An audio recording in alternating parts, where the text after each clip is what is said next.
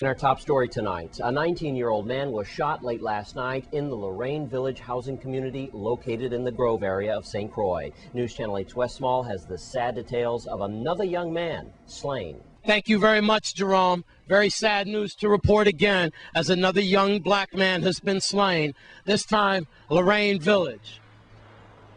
Here's what happened. It was after 11 o'clock last night when shots rang out, claiming the life of 19-year-old Christopher Rice, only 19 years old, between buildings 5 and 6, right here in Lorraine Village. Let's go to media assistant for the VIPD, Keishma Harrigan. Criminal Investigation Bureau detectives on St. Croix are investigating the shooting death of 19-year-old Christopher Rice of Lorraine Village that occurred Thursday, August 11th in Lorraine Village apartments. Rice was found unresponsive with multiple gunshot wounds about his body. According to St. Croix Police Chief Christopher Howell, shortly after 11 p.m., calls came into 911 emergency communications of shots fired in the vicinity of buildings 5 and 6. When officers arrived on the scene, they observed the unresponsive male victim lying on the ground. He was later pronounced dead by medical personnel. Detectives detained a person of interest for questioning, but he was later released. Thanks a lot, Keishma. Now, I understand from some witnesses that a group of young men could have been playing dice in that area. Could it be then that some words or some actions happened and then that dice game went horribly wrong?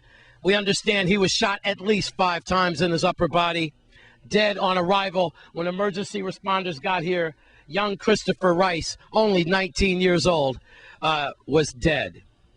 I can tell you this, that the crowd, according to Police Chief Howell, was hostile, urging witnesses not to come forward, keep your mouth shut. So it was an unruly and a hostile crowd here at Lorraine Village last night. If you know anything about this homicide, you should call 911 or Crime Stoppers at 1-800-222-TIPS. That's 1-800-222-TIPS at Lorraine Village. I'm Wes Small for News Channel 8. Thanks, Wes. And in other news, a second suspect has been arrested for a July 5th shooting that took place in a state Tipperary. Police have arrested 18-year-old Abdul Pemberton for shooting a man in his arm. The incident happened on July 5th in a state Tipperary, St. Croix. Pemberton is charged with third-degree assault, carrying a dangerous weapon, and 6 other charges of violence as well. Abdul Pemberton apparently had help. Arrested now is John Camacho, 27 years old. Apparently, Camacho helped Abdul Pemberton assault that male victim that was shot on July 5th. So Camacho faces the same 8 counts of violence as his accomplice. Abdul Pemberton and Camacho's bail are both set at $150,000. They went directly to Golden Grove. Also tonight, well, there will be some great gospel talent taking the stage at the Wim Museum this weekend on St. Croix. Here's Wes with more on the gospel superstar Tony LeBron. And by the way, he was born right here on St. Croix. Thanks a lot, Jerome. Thank God it's Friday once again. And I guess the air or the aura of spirituality is still over the Virgin Islands. And at a time like Leoc with the electricity and violence, we certainly do need this. I'm standing next to Tony LeBron and also his assistant, Nathan, I got to think of hot dogs. Tony is going to tell you all about his career. He is homegrown. You're homegrown and gospel with a up flare, with a tempo flare, you were saying. Yes. You're based in Florida, and I understand that you won the Christian Awards, which are like similar to American Idol. Yep. I won the Gospel Dream competition. It's on the Gospel Music Channel in the States. Thousands auditioned for it. And I won. I sang in Spanish and English. I talked about St. Croix, about growing up here on the show. And so it was a huge honor to be able to win that. Wow. Well, congratulations to you on that one. What made you go into the world of gospel? Grew up in church. That's where I first started singing, here at Sunny Isle Baptist Church as a kid. And I would say my relationship with God, the hope that I feel the gospel music gives, the positivity, but in gospel music, it's my passion.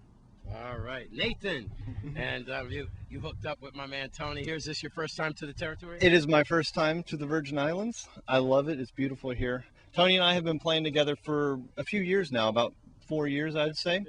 And we do a lot of gigs together, just the two of us. We're gonna have a few other musicians with us, but it's more of a comfortable, laid back environment when we do just the acoustic guitar and vocals. Well, it's tomorrow night at Tomorrow 8 night, o'clock. At 7 o'clock. It's 7 o'clock right here at the WIM Museum. Mhm, sure. Give us a little flavor. Sure. I used to sing a sad song to the rhythm of the rain, singing about some heartache, loneliness, and pain. I used to know the feeling, then I was introduced to you, and now I know the healing of a love that's true.